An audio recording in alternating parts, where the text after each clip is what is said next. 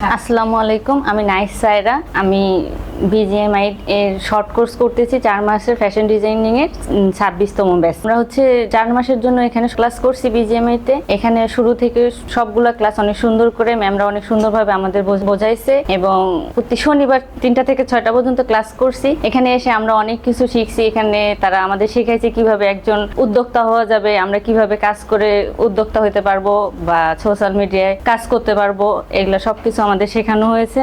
এখানে আমাদের হচ্ছে মোমবাটিক, টাই ডাই, ভ্যাট ডাই, তারপর শিয়ান ব্লক এসব শেখানো হয়েছে। তারপর হচ্ছে প্যাটার্ন মেকিং, সালোয়ার, জামা, পাঞ্জাবি, প্যান্ট, পায়জামা এসব শেখানো হয়েছে এবং এর ভেরিয়েশন শেখানো হয়েছে। এখান থেকে আমি হচ্ছে আমার এই ড্রেসটা মেক করছি। এই ড্রেসটা হচ্ছে আমি মোমবাটিক করছি। যেহেতু এখন সালোয়ার কামিজটা অনেক দিন ধরে চলতেছে এবং ওল্ড ফ্যাশন হয়ে গেছে, এখন সবাই আধুনিক চাইতেছে, এই জন্য আমি হচ্ছে এটাকে কুর্তিতে রূপান্তর করছি। আমি এই সেম কাপড়ের উপরে বাটন তৈরি করে বাটন লাগাইছি।